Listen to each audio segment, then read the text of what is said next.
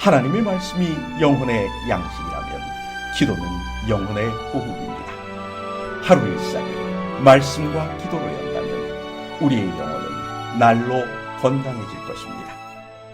오늘은 열왕기상 17장 1절의 말씀을 묵상하여 우리의 영혼을 살찌우고 기도로 하루를 시작함으로 활력을 얻고자 합니다. 길르앗에 우거하는 자 중에 디셉 사람 엘리야가 아합에게 말하되, 내가 섬기는 이스라엘의 하나님 여호와께서 살아계심을 두고 맹세하노니 내 말이 없으면 수년 동안 비도 이슬도 있지 아니하리라 하니라. 북방 이스라엘의 역사는 암흑이었습니다. 왜냐하면 여로보암이 북방 이스라엘의 초대왕이 된 후 모반으로 인한 왕조의 교체가 계속되었기 때문입니다.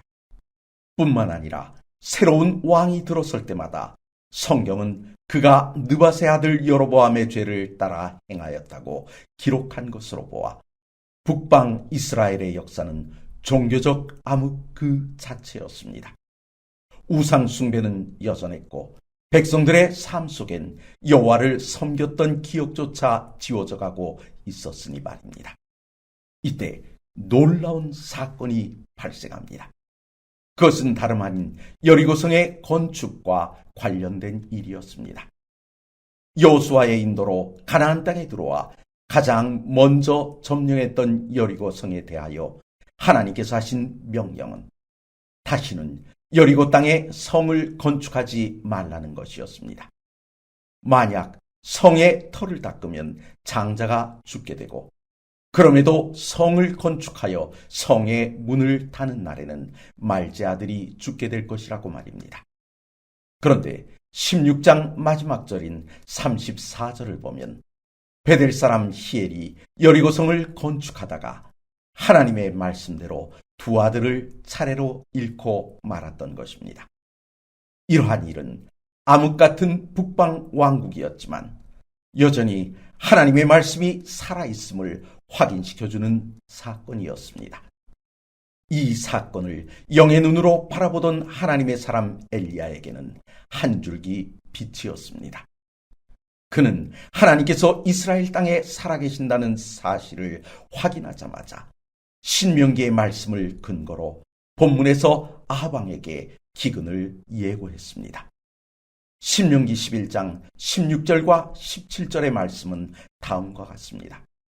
너희는 스스로 삼가라. 두렵건대 마음에 미혹하여 돌이켜 다른 신들을 섬기며 그것에게 절함으로 여호와께서 너희에게 진노하사 하늘을 닫아 비를 내리지 아니하여 땅이 소산을 내지 않게 하심으로 너희가 여호와께서 주신 아름다운 땅에서 속히 멸망할까 하노라. 이 말씀은 백성들이 하나님을 떠나 우상 숭배를 일삼으면 기근이 올 것이라는 경고였습니다. 선지자란 어떤 사람입니까? 하나님께서 직접 전하라 주신 말씀을 그대로 전하기도 하지만 때론 성경 말씀을 읽고 현실에 적용시켜 주기도 하는 사람입니다. 엘리야가 이스라엘의 악한 왕 중 으뜸으로 꼽히는 아합 왕에게 나아가 본문의 말을 전함으로 그는 생명의 위협을 받게 되었습니다. 그러자 2절 이후의 말씀을 보면 여호와께서 엘리야에게 임하셔서 그를 이끌어 그리 시냇가에 숨기시고 까마귀를 통해 음식을 날라다 주심으로 그를 보호하셨던 것입니다. 말씀과 기도로 하루를 시작하려 하시는 성도 여러분, 암흑과 같은 북방 왕국에도 살아계셨던 그 하나님께서 오늘도 살아계셔서 우리와 맺은 언약들을 이행하고자 하십니다. 그 하나님의 말씀에 귀를 기울이심으로 아합 왕과는 전혀 다른 길을 가시지 않으시렵니까? 말씀으로 승리하시는 귀한 아침이 되시길 간절히 바랍니다.